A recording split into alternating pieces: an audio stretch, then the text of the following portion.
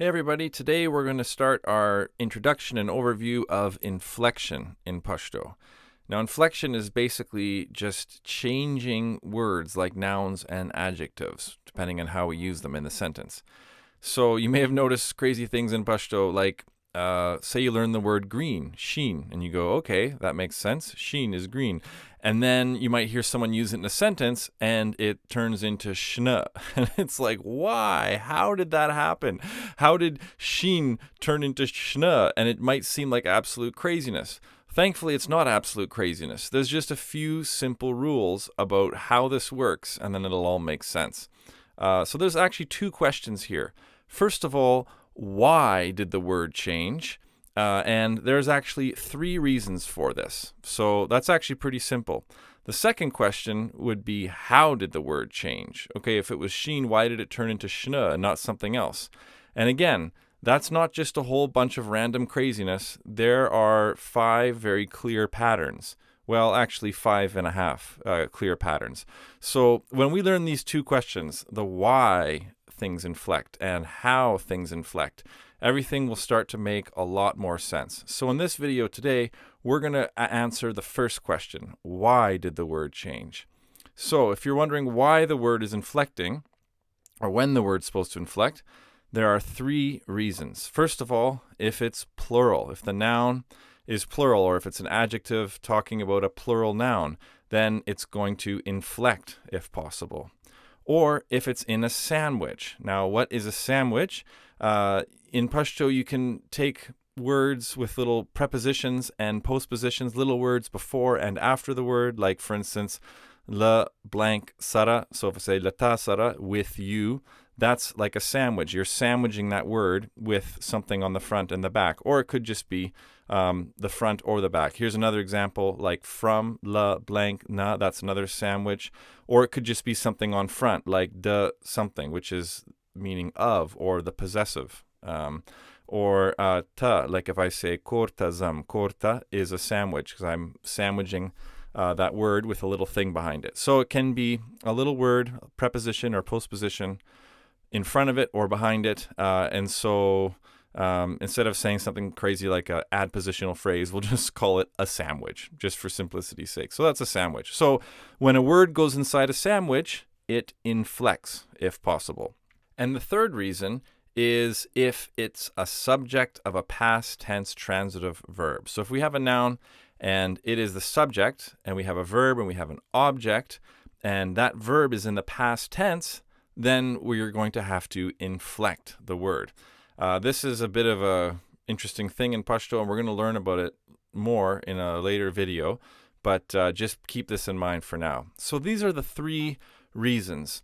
And what we can do is we can think of a word, like if we have the word khaza, and we can think of it like having a button. And when we inflect a word, we are like, it's like we're going to push the button and change the word a little bit. So whatever we have, whatever reason we have of these three, we have a reason to press the button. So if it's plural, then we have a reason to press the button. So we will press the button and boom, khaza changed into khazi, like that. If it's in a sandwich, like we showed before, then we're going to have to press the button. So khaza is going to change to khazi. And here's an example of how we would use that in a sandwich. La khazi sara. So we inflected it because it's sitting in the middle of the sandwich. If it is the subject of a past tense transitive verb, again, that's if we have a subject, an object, and a verb. And the verb, if it's past tense, then the subject is going to have to inflect. We're going to have to press that button. So khaza, again, is going to change into khazi. So here's an example sentence. Khazi za wulidam. The woman saw me. Here, the reason that that is inflected, the why, is number 3. It's the subject of a past tense transitive verb. Now, here's an interesting question. What happens if we have two reasons to press the button? Like if, say, we're talking about the noun woman, khaza, what if it's plural, but it's also in a sandwich? Well, now we have two reasons to press the button. So what we have to do is press the button twice. This button can be double pressed. So the first time we press it, it turns into khazi, and then we can press it again, and it's khazo. So this is like, we can call it a double inflection or the second inflection. And when we have two reasons to inflect a word, we have to use the double inflection, the second inflection.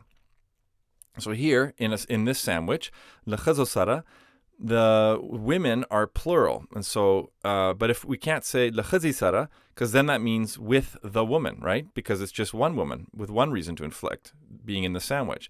But since it has to be plural and in the sandwich, then we have to inflect it twice. We have to push the button down all the way to the second inflection and say l'chazosara.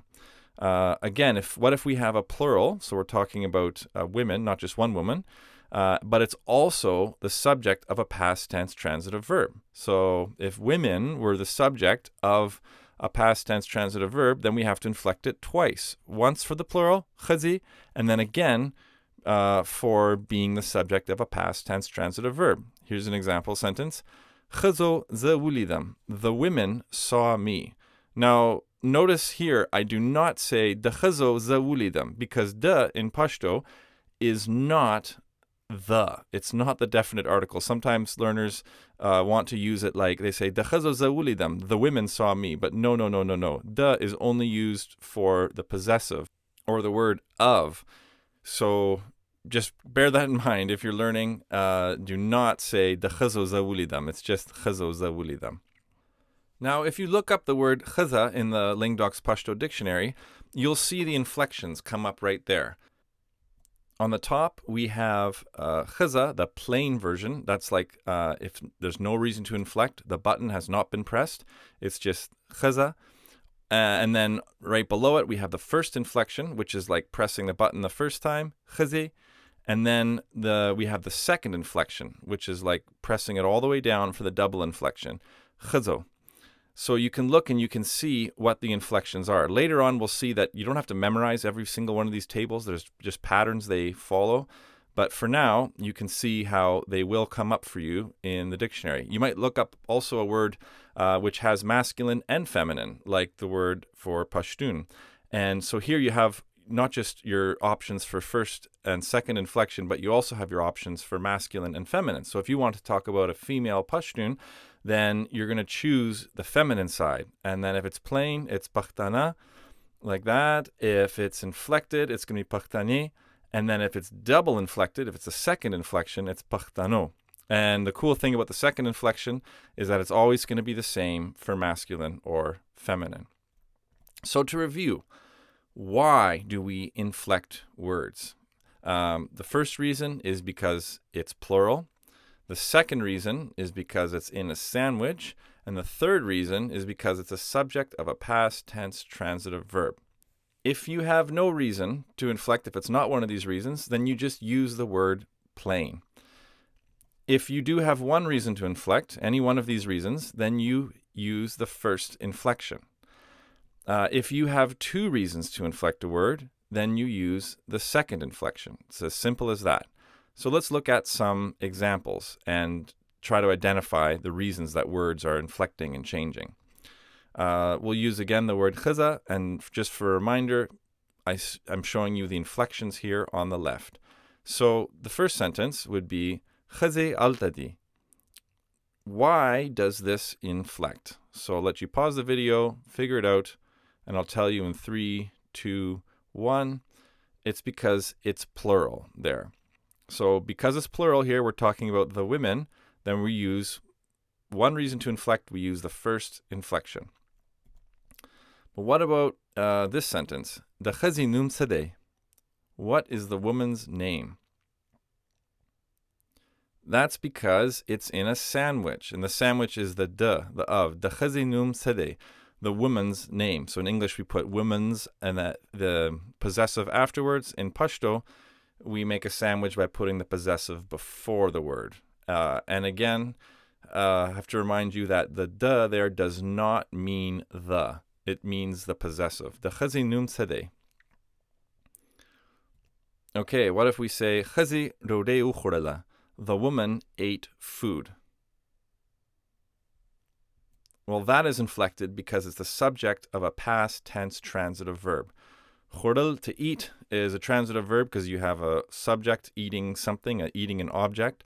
And because it's in past tense, we have to inflect the word khazi. We can't say khaza dode ukhurala. We have to say khazi dode ukhurala. So it's one reason to inflect. We're using the first inflection there. If I say khaza dode khuri, I have no reason to inflect this. It's not in a sandwich. It's not a past tense verb, past tense transitive verb. So I'm not going to inflect the subject. It's also not plural. This is just plain. Okay, za lakhazu sarazam. I'm going with the women. Why is this inflected to khazu? Well, because it's plural. We're talking about women, but it's also in a sandwich. So we have two reasons to inflect. There's our sandwich. La blank sara. Za lakhazu sarazam. I'm going with the woman. There's our sandwich. And because of those two reasons, we're going to have to drop down to the second inflection. Let's make things a little bit more interesting and have an adjective and a noun. So we're going to use zor for old and khaza for woman. So we're talking about an old woman. Now, when we use adjectives, they have to inflect along with the noun that they're describing. So if I say, Zari khazi altadi, why is that inflected? Because it's plural. We're talking about the old women there, Zari khazi. And to do that, I'm going to take the first inflection of khazi, and I'm also going to take the feminine first inflection of the adjective zor, because it's inflected for female, because we're talking about a feminine noun, and it has to share the same inflection. Zari khazi altadi. Okay, let's use man. So old again, and man, sare. And we look at this sentence.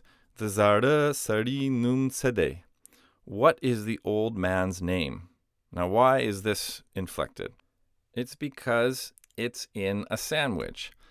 There's our sandwich. The zarda sari num, the old man's name. And because of that, we're going to take not sare, but sari, the first inflection. And then we have to take the adjective to match it. So we take the masculine first inflection. Zara sari. The zara sari num sede. Okay, what if we see zaro sariu zawuhalam? The old men hit me. Well, as we can see from the inflections, because we're using the second inflection here, there are two reasons to inflect. First of all, it's plural. We're talking about old men. And it's also the subject of a past tense transitive verb. Wahal is a transitive verb where we have a subject that hits an object, and this is in the past tense. So we have to inflect the subject. So we use our second inflection here, there, and you can see it in there in the sentence, and we have to say sariu. And then to match the adjective to the noun we're talking about, we use zaro. So zaro sariu zawuhalam. If we say zara sari ma wahi, then what's going on here? The old men are hitting me. Well, this is just inflected because it's plural. This is a present tense transitive verb. It's not past tense, so we don't have to inflect it again. So we're just going to say zara sari ma wahi. The old men are hitting me. And then again, we can see we use the first inflection, and we have the matching adjective with the first inflection. So again, if we look at it's the same inflection here. If I say zara sari zawuhalam, then I'm saying that because it's a subject of a past tense transitive verb. Looks the same, but has a completely different reason. Or if I'm using it as plural, zara sari ma wahi. The inflections look the same, but they are used for completely different reasons.